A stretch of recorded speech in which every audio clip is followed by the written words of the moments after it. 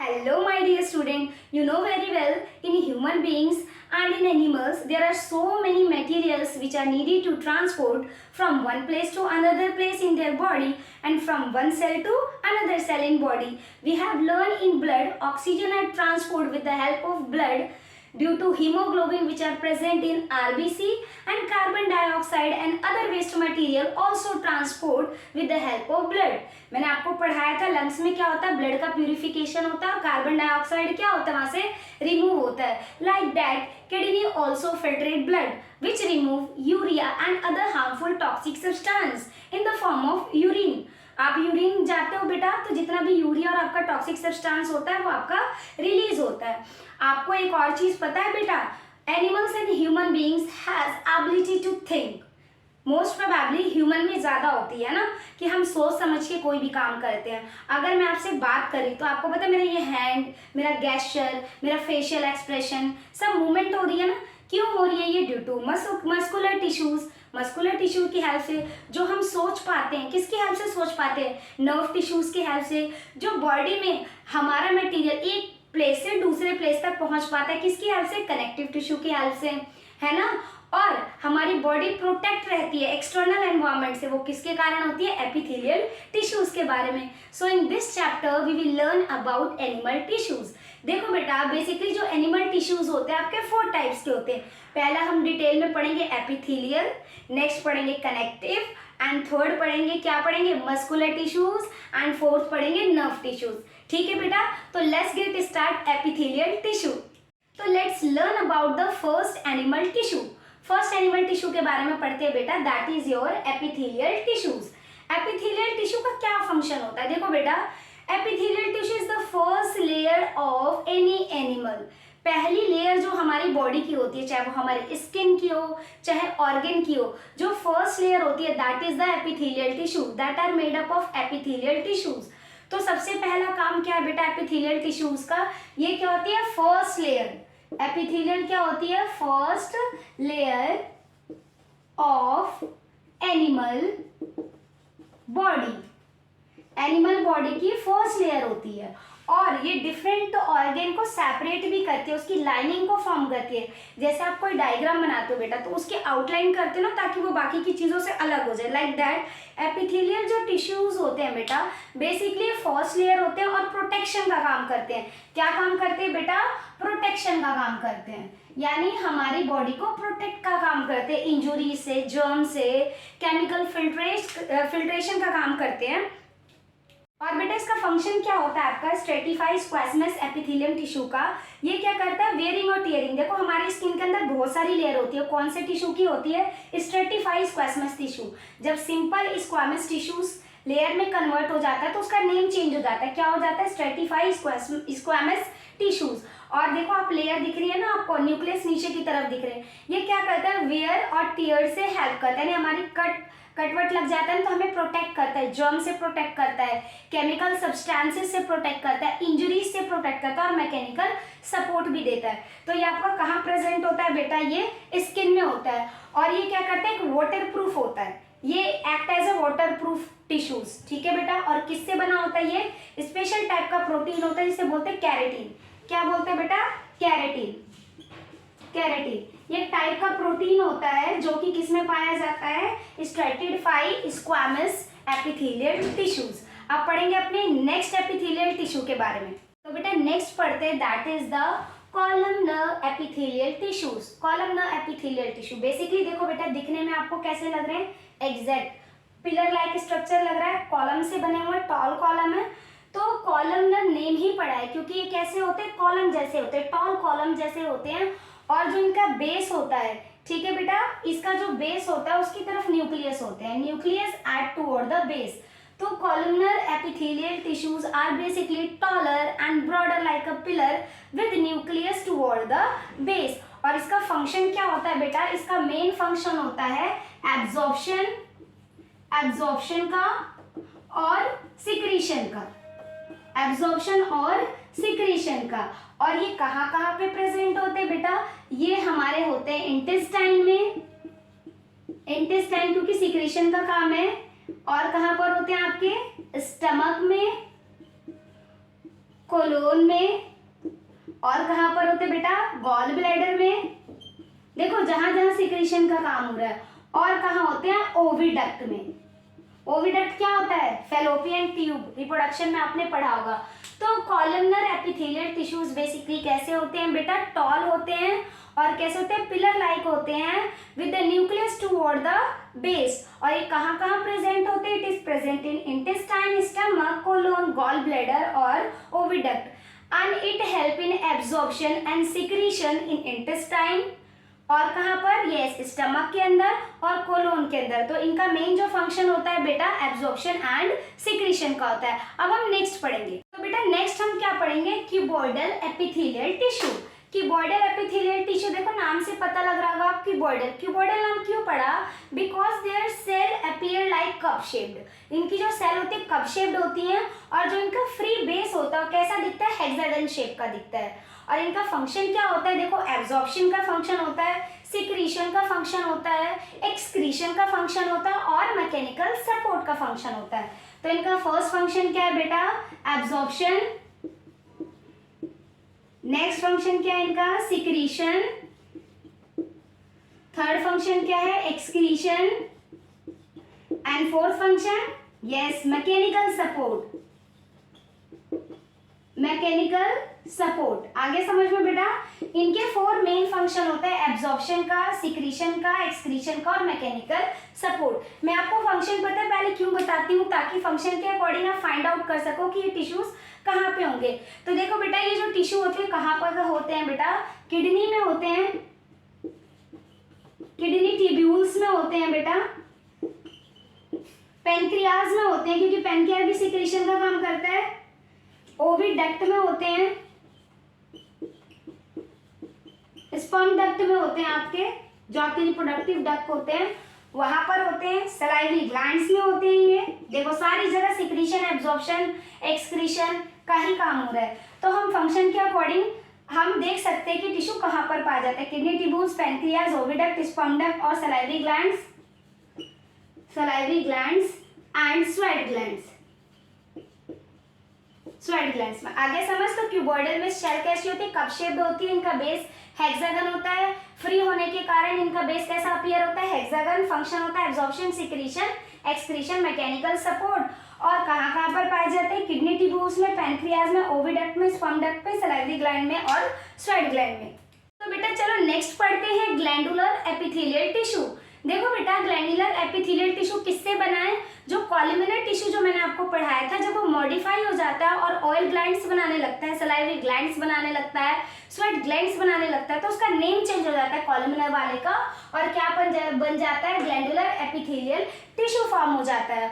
और ये मेनली क्या फॉर्म करता है बेटा, ये मेनली फॉर्म करता है ग्लैंड्स को, ग्लैंड्स की कवर को, एंडोक्राइन ग्लैंड और एक्सोक्राइन ग्लैंड को क्या करता है, उसके कवर को फॉर्म करता है।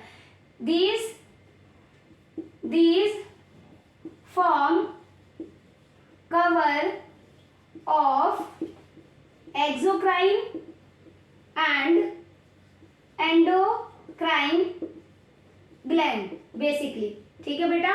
और ये जो अपना प्रोडक्ट है कहाँ सीक्रेट करता है, एक्स्ट्रा सेलुलर स्पेस में। आगे समझ बेटा। अब चलो हम नेक्स्ट पढ़ते हैं। तो बेटा नेक्स्ट पढ़ते हैं अब हम सीलिएटेड एपिथेलियल टिश्यू। आपको इस स्ट्रक्चर में कुछ स्पेशल नजर आ रहा है? यस, आपको ये जो साइटोप्लाज्मिक आउटग्रोथ है, जो इसका साइटोप्लाज्म है, जो इसकी बाहर की आउटग्रोथ है, वो सीलिया की जैसी है ना।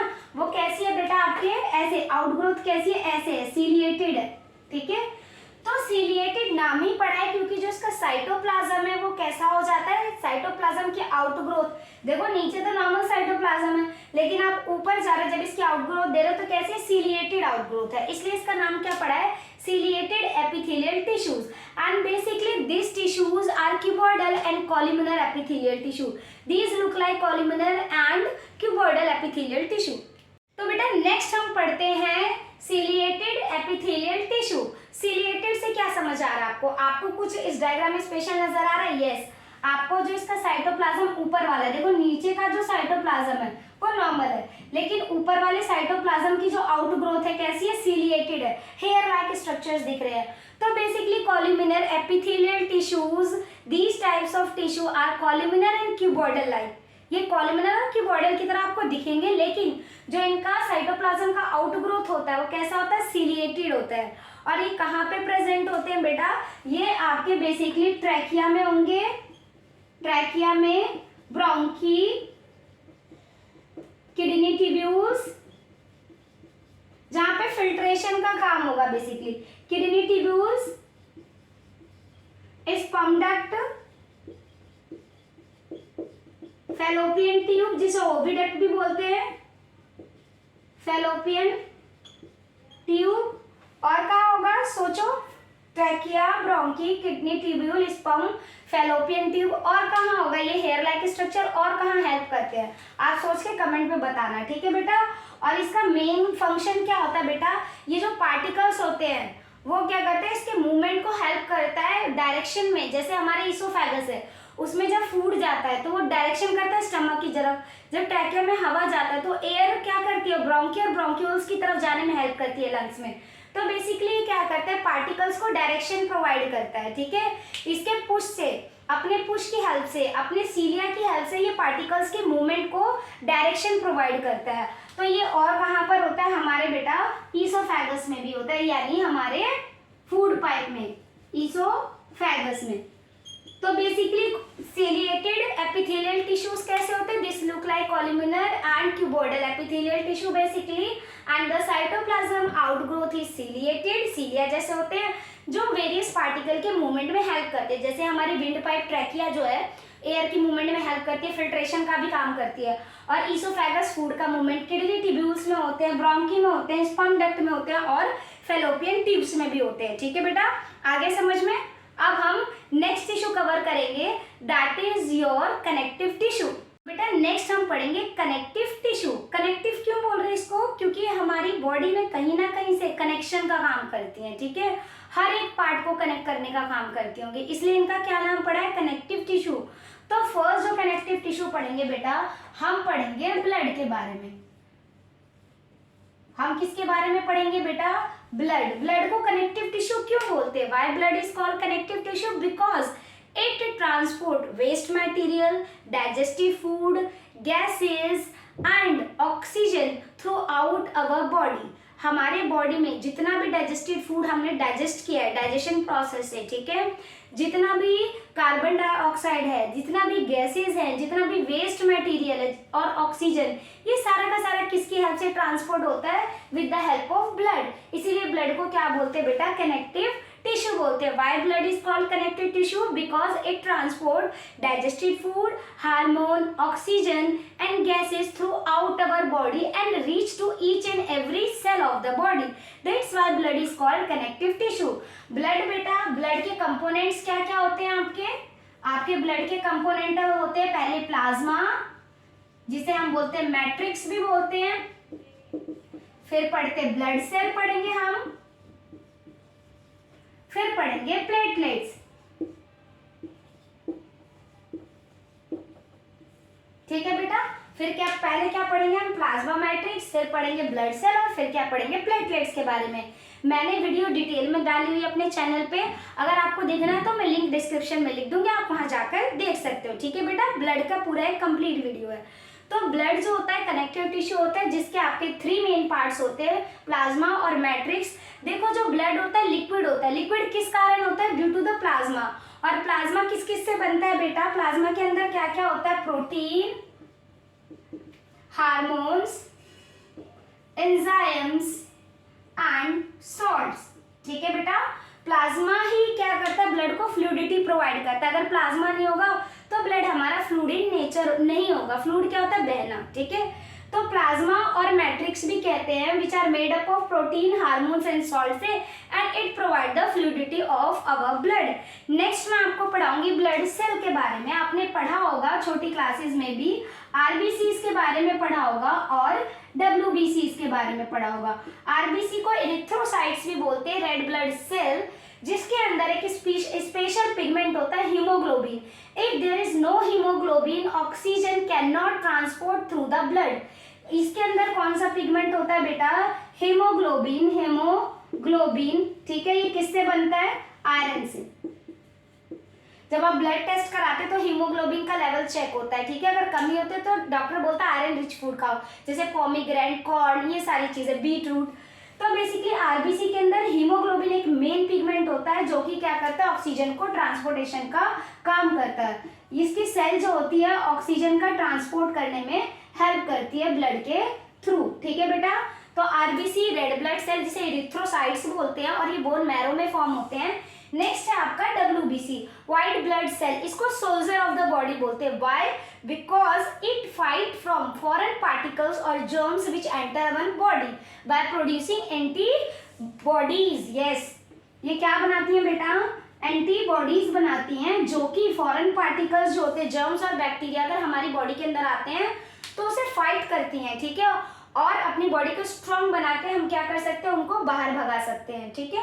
तो WBC produce antibodies which protect our body from harmful germs, bacterias और any foreign particles which enter our body, ठीक है।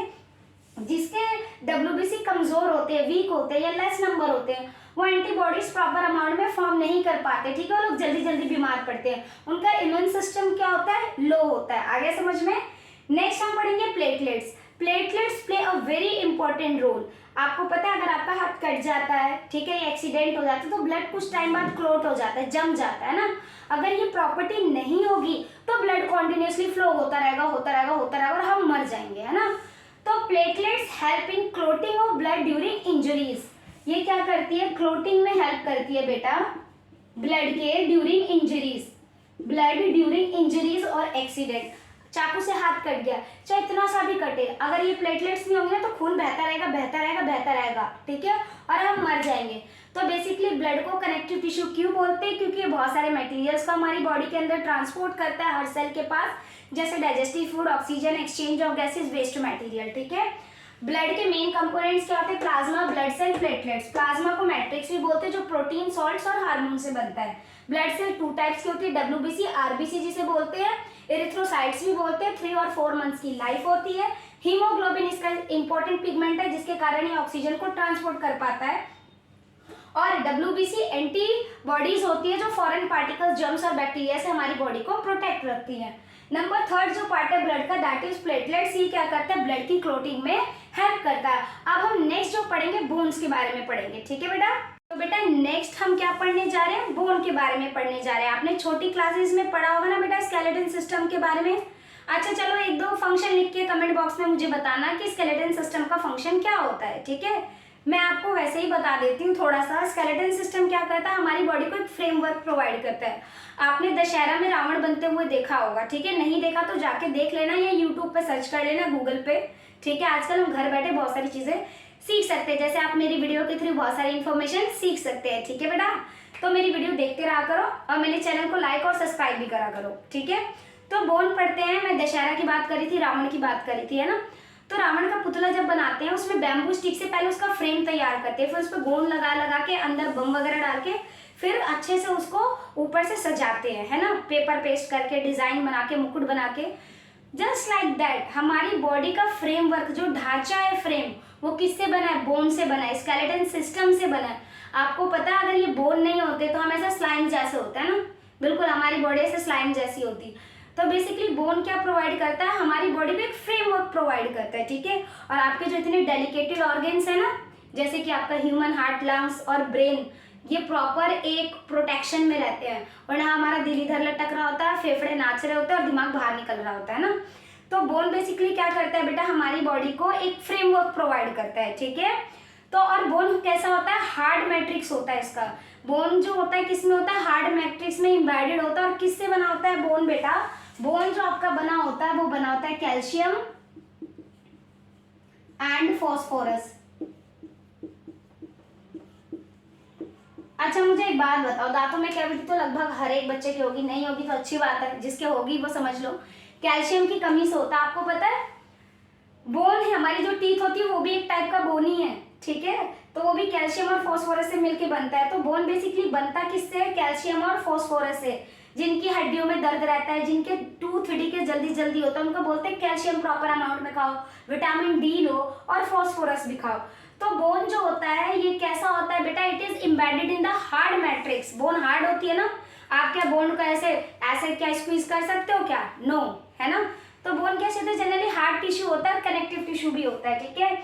बोन कैसा होता है बेटा? हार्ड होता है, ठीक है, हार्ड टिश्यू, और इसको कनेक्टिव टिश्यू भी बोलते हैं क्योंकि हमारे हर बॉडी पार्ट्स में फ्रेमवर्क ही बोन से बना है, ठीक है। तो ये किससे बना है? कैल्शियम और फॉस्फोरस से बनता है।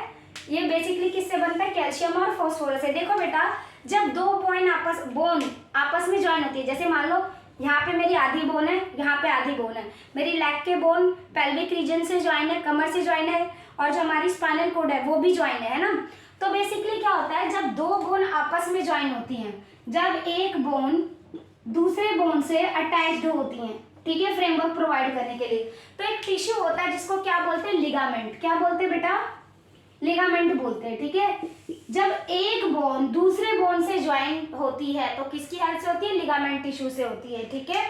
और जब क्या होता है बेटा, बोन जो है हमारी मसल से अटैच होती है।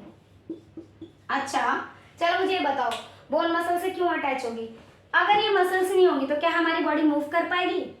मैं अपना हाथ मूव कर पाऊंगी, चल पाऊंगी, दौड़ पाऊंगी? नो, है ना। मेरे देखो उंगलियां भी मूव नहीं कर पाएगी। तो मसल्स बोन से अटैच होके हमारी बॉडी को मूवमेंट प्रोवाइड करते हैं, बैठने का, उठने का, दौड़ने का, भागने का, स्विमिंग करने का, सारे जो हम एक्शन कर पाते हैं due to the help of these muscles and bones. Muscles is also a type of connective tissue, हम इसके बाद पढ़ेंगे। तो बस अभी ये ध्यान रखो कि जब बोन मसल से ज्वाइन होती है तो किसके थ्रू होती है? टेंडोन। ये एक टिश्यू होता है, नॉन फ्लेक्सिबल होता है, ठीक है, ये नॉन फ्लेक्सिबल होता है, ये हाईली इलास्टिक होता है, ठीक है। इसकी स्ट्रेंथ कंसिडरेबल होती है, ये बहुत ही लेस फ्लेक्सिबल होता है, यानी फ्लेक्सिबल होता ही नहीं है बेसिकली, ठीक है। और ये क्या होता है? ये बेसिकली ये हार्ड होता है, इसकी स्ट्रेंथ ज्यादा होती है, स्ट्रॉन्ग स्ट्रेंथ का होता है, और इसकी क्या होती है बेटा? कंसिडरेबल स्ट्रेंथ होती है। तो याद रखना, जब बोन ज्वाइन से हो तो किस टिश्यू से होता है? लिगामेंट से। और जब बोन मसल से ज्वाइन होगा तो किसकी हेल्प से होगा? टेंडोन की हेल्प से होगा, ठीक है बेटा। तो अब हम पढ़ लेते हैं कुछ और कनेक्टिव टिश्यूज के बारे में, ठीक है बेटा। अब हम फर्स्ट पढ़ेंगे कार्टिलेज। अच्छा, एक बात बताओ, ये जो आपके नोज के पास की हड्डी है कितनी फ्लेक्सिबल है ना, आप इसे ऐसे ऐसे कर सकते हो, अपने कान की हड्डी को ऐसे कर सकते हो, फोल्ड कर सकते हो, है ना।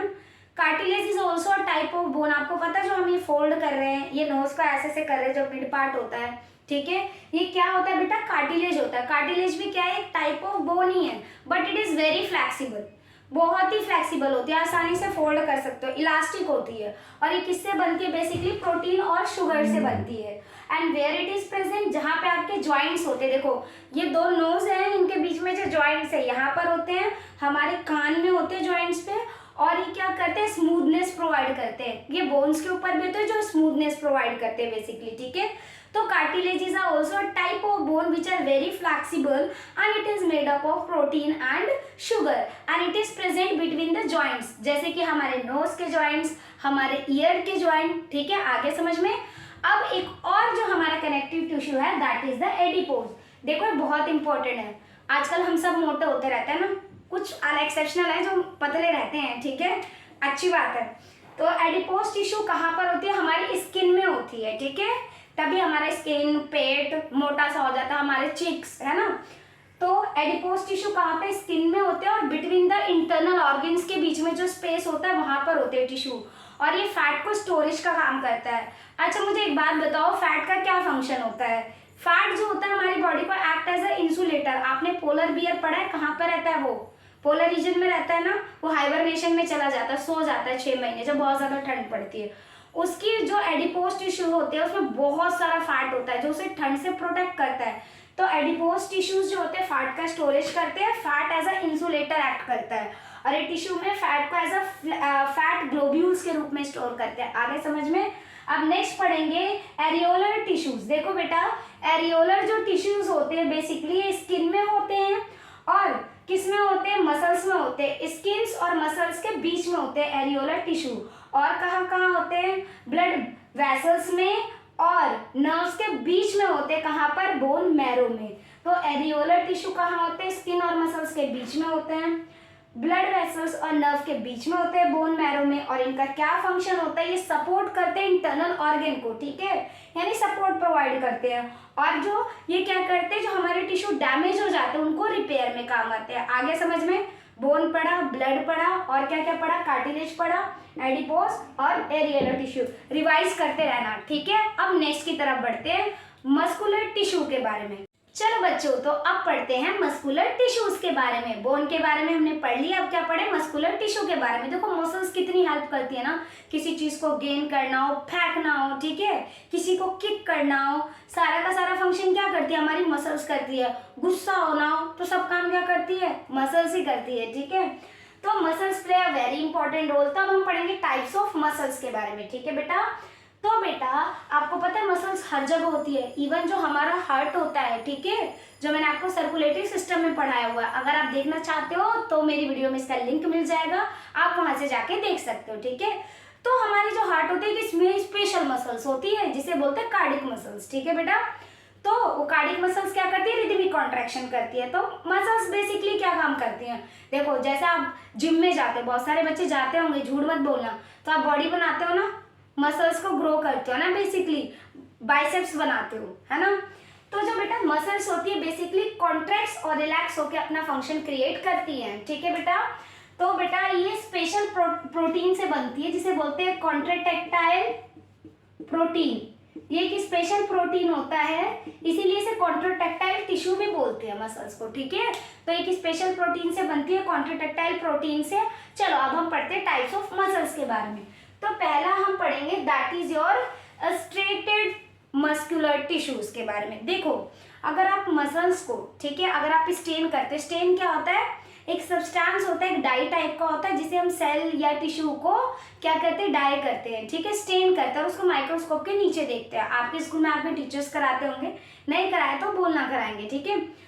तो आप अगर स्ट्रेटेड मसल्स को माइक्रोस्कोप के नीचे देखोगे प्रॉपर स्टेन करके, तो आपको कुछ कलर लाइट दिखाई देंगे और कुछ डार्क, ऐसे बैंड की फॉर्म में दिखाई देंगे, ठीक है, स्ट्रिप्स की फॉर्म में दिखाई देंगे, लाइट एंड डार्क। तो उसको क्या बोलते हैं, स्ट्रेटेड मसल्स बोलते हैं, ठीक है। और स्ट्रेटेड मसल्स कैसे होते हैं बेटा, मल्टी न्यूक्लिएटेड होते हैं और सिलिंड्रिकल होते हैं, ठीक है। ये कैसे होते हैं बेटा, सिलिंड्रिकल होते हैं। देखो मैंने ये फर्स्ट में बताया हुआ ना, देखो स्ट्रेशंस बताइए, स्ट्रेशन क्या, लाइट एंड डार्क बैंड्स। इसमें क्या होता है, कुछ आपको बैंड लाइट दिखेंगे, कुछ क्या होंगे, डार्क दिखाई देंगे। और जो न्यूक्लियस होता है कैसा होता है, यूनिन्यूक्लिएटेड होते हैं ये, और कैसा होता है, सिलिंड्रिकल होते हैं और अनब्रांच्ड होते हैं। अच्छा एक बात बताओ कि जैसे कि मैं अभी किसी बच्चे की पिटाई करना चाहती हूँ, टीचर पिटाई करते हैं ना, पर मैं नहीं करूँगी, ठीक है। अगर किसी बच्चे की पिटाई करना चाहूंगी तो क्या करूंगी, अपने हैंड को मूव करूंगी, है ना, थप्पड़ लगाऊंगी, है ना। आप अपने दोस्त को मारना चाहते हो, खूब मारोगे, खूब मारोगे, है ना। तो आपकी क्या हो रही है, आप ये सोच के कर रहे हो, कॉन्शियस माइंड से कर रहे हो। कॉन्शियस क्या होता है, जब हम सोच के कोई काम करते हैं, ठीक है, विदाउट कॉन्शियस, अनकॉन्शियस नहीं कर रहे, कॉन्शियस कर रहे हैं। तो वो मसल्स जो कॉन्शियस मूवमेंट को करती हो, क्या करती हो, कॉन्शियस मूवमेंट करती हो, उसको बोलते हैं वॉलेंट्री मसल्स। क्या बोलते हैं बेटा, इसको बोलते हैं वॉलेंट्री मसल बोलते हैं, ठीक है मेरे बच्चों, आ गए समझ में। इसको क्या बोलते हैं, वॉलेंट्री मसल्स बोलते हैं, जो हम सोच समझ के करते हैं। जैसे मुझे बॉल फेंकना है तो मैं सोच के फेंक रही हूँ ना, मुझे बॉल फेंकना है, ऐसा तो नहीं अपने आप मेरा हाथ उठेगा बॉल फेंक जाएगा, नो। मैं सोचूंगी कि मुझे डांस करना है तो मेरी बॉडी की मूवमेंट उसके अकॉर्डिंग होगी, मैं सोच के करूंगी, है ना। कोई भूत तो नहीं घुस गया कि मैं अपने आप नाचने लग जाऊंगी।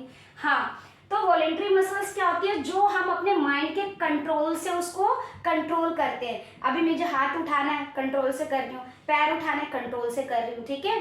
स्विमिंग करना आप कंट्रोल से करोगे। तो voluntary muscles are those muscle which are control by us, जो हमसे कंट्रोल होके काम करते हैं, हमारे ऑर्डर को फॉलो करते हैं। और एक इसका दूसरा नाम क्या है, striated muscular tissues, stratified muscular tissue. Stratified क्यों है, क्योंकि इसमें लाइट और डार्क बैंड्स अपीयर होते हैं जब आप माइक्रोस्कोप में देखोगे। और कैसे होते हैं ये, अनब्रांच, सिलिंड्रिकल और यूनिन्यूक्लिएटेड होते हैं, ठीक है।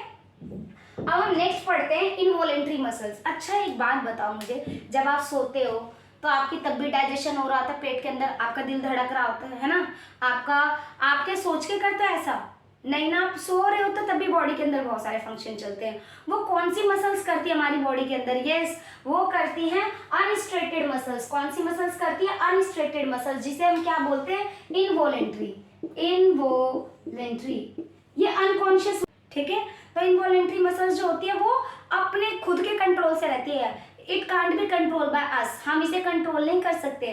और इसके अंदर कोई लाइट और डार्क बैंड नहीं होते और ये मल्टी न्यूक्लिएटेड होती है, ब्रांच्ड होती है। और इसकी देखो नैरो टेपरिंग एंड होते हैं, आप देख रहे हो इसकी एंड कैसी है, टेपरिंग है, ऐसे चोट सी निकली हुई है नैरो, ठीक है। और बेटा ये स्पिंडल फाइबर है, इसके न्यूक्लियस है, ठीक है।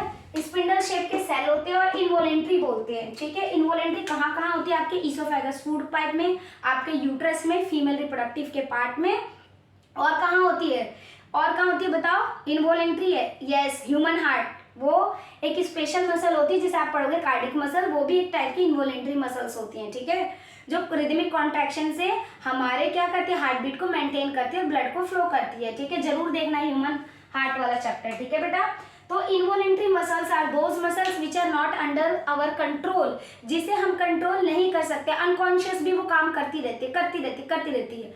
जो इंसान कॉमा में होता है उसका दिल भी तो धड़क रहा होता है ना, वो सोच के तो नहीं कहता है कि मेरा दिल धड़के मैं जीवित रहूं, नहीं ना।